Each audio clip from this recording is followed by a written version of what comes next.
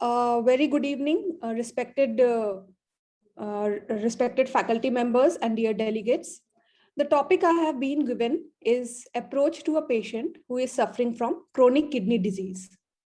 So before I begin the actual presentation, I would like to go through the physiology, that is what are the important functions that are being done by a kidney. So kidney is responsible for the waste removal of the body. It regulates our fluid, it regulates the electrolyte and acid-base balance of the body. In addition, it has important role in the control of your blood pressure by the renin-angiotensin pathways. And there are certain hormone productions like erythropoietin, which are responsible for production of RBCs in your body. So the kidney plays a lot of roles, and a person who is not having a proper functioning kidney could eventually, it leads to a lot of physiological changes, pathophysiological changes in rest of the organ systems of the body. And hence, there may be problems with the patient. The patient may or may not present with the signs of symptoms of those pathophysiological changes, but definitely when coming under stress, those problems may reveal themselves. And if we are not aware of them beforehand, we may land in trouble. And hence, the topic is important to us. Now, the signs and symptoms of a patient suffering from CRF. Almost always than not, these patients are asymptomatic and they are diagnosed by chance. That is in a routine screening of the serum chemistry levels or the urine profiles when done. And they may be abnormalities in these profiles and the patient may be diagnosed with a chronic renal disease. Less commonly, however, there may be patient appearing with symptoms like gross hematuria, foamy urine, which is most often of albuminuria, nocturia, flank pain, or decreased urine output. Sometimes the patient also comes to an hospital setup when they are already landed in an advanced chronic renal failure. Under such circumstances, fatigue, poor appetite, nausea, vomiting, metallic taste, weight loss, pruritus, changes in the mental status, altered sensorium, dyspnea, peripheral edema may be possible. That is, these changes are because of uremia, because of increased water load into the body, and the problems occurring because of that. The definition. The definition of chronic renal failure is persistent abnormality in kidney structure or function persisting for a period of more than 3 months. If the abnormalities are any time less than 3 months, it actually doesn't fall into the category of chronic renal failure. They would still amount to the condition to be of acute type. And then what are the abnormalities in the kidney structure or function? It could be any one of these. The glomerular filtration rate of the kidney less than 60 ml per minute per body surface area is one abnormality in kidney function. Or the patient may present with albuminuria greater than 30 milligram over a period of 24 hours, or a urine albumin creatinine ratio greater than 30 milligram per gram. Remember, it's urine, not serum albumin creatinine ratio. There could be abnormalities in urine sedimentation, in the histology, or in ultrasound imaging of the kidney.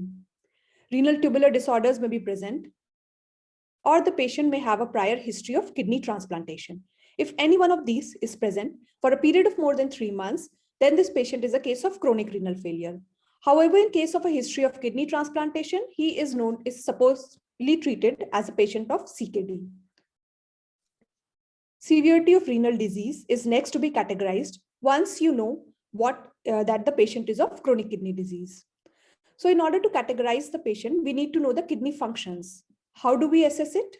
We assess it by something which is called as glomerular filtration rate. It is the volume of fluid filtered from the glomerular capillaries into the Bowman's capsule per unit time.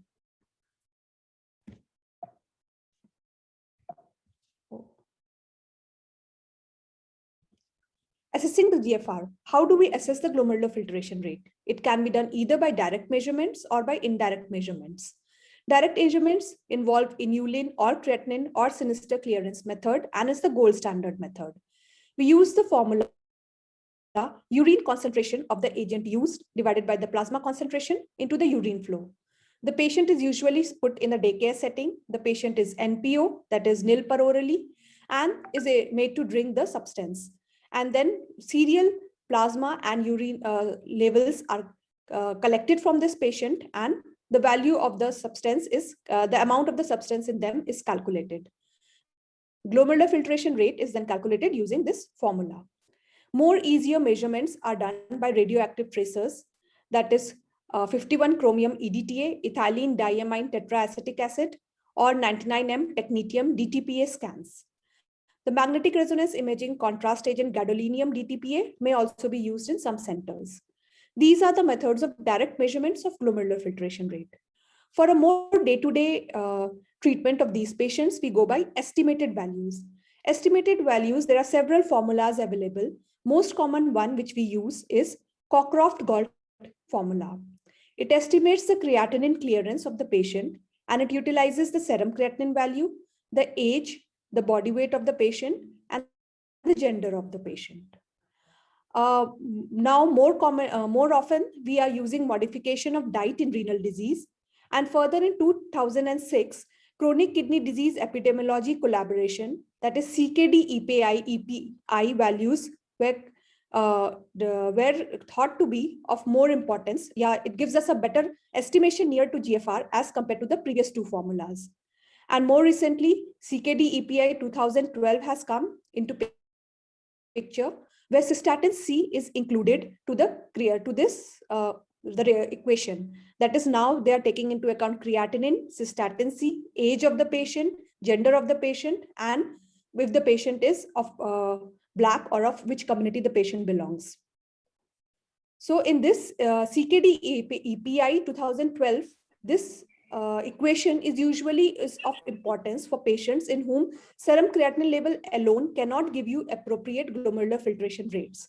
Like if the patient have a very huge profile, like huge muscular patient, a person who is on high protein diet, or a person who is very sarcopenic, in these patients, then the serum creatinine values can go bizarre and will not give you the exact glomerular filtration rate or the kidney function status. So cystatin C values are added to it to get a better idea of the condition going on.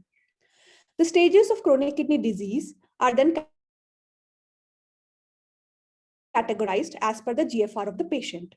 The patient may fall into the first stage, that is normal patient greater than 90, or could be anywhere from 2 to 5.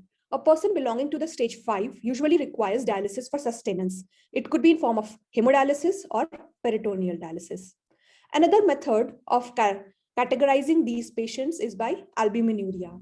The urine albumin creatinine ratio is used, and then they can be divided into A1, A2, or A3 type. The surgical mortality and morbidity of these patients will depend upon the severity of the CKD, the level of optimization, that is how much and how frequently this patient is going to a doctor and following the advice, the associated comorbid conditions. Why? Because most common reasons for CKD are diabetes and hypertension. So automatically these comorbid conditions exist and they have to be dealt with. And the type of surgery. Obviously, the risk is more in case of major surgeries as compared to minor ones. So all these four things are to be taken into account during the perioperative management of chronic renal patients. The type of the surgery. If a person is undergoing elective surgery, the chances are more that we have sufficient time to optimize these patients. They may have undergone several dialysis, erythropoietin would be started, and other drugs will be started. The patient will be in an optimized condition, and so the outcomes are going to be better. If these patients come because of an emergency surgery, like a patient suffering from limb gangrene or peritonitis, then the risk becomes greater. Then these patients may also come to us for renal transplantation and or pre-transplantation procedures like dilatation of the urethral strictures. The level of optimization, how do we know that? If the patient is under the regular care of a nephrologist and following the orders, undergoing dialysis as and when advised by the nephrologist, the condition of the patient is maximally optimized. However, if such a patient is presenting to us in emergency, was lost to follow up, or has not undergone certain sessions of dialysis, the electrolytes would be deranged. The chances of this patient being in acidosis and grossly deranged KFTs, and this would be a condition of least optimization of this patient. So what do we expect in such cases? I would like to begin with the cardiovascular system, because almost 50% of the patients who are in CKD stage 5 are suffering from some or other form of cardiovascular changes. And the most common reason of death is in these patients is because of cardiovascular involvement and occurrences. Hypertension. Almost always than not, you will see CKD patients having hypertension. Cause could either be primary hypertension or salt and water retention, altered renin-angiotensin status. They may be on one or many antihypertensive medications. Ischemic heart disease. This is the most common cause of mortality in these patients. Hypertriglyceridemia occurring in them adds to the problem. Arrhythmias. These patients may be in arrhythmias because of the cardiomyopathies that come along with the disease or electrolyte imbalances which occur because of the disease. Pulmonary changes. The minute ventilation is increased in these patients, there is an increased capillary permeability and there is risk of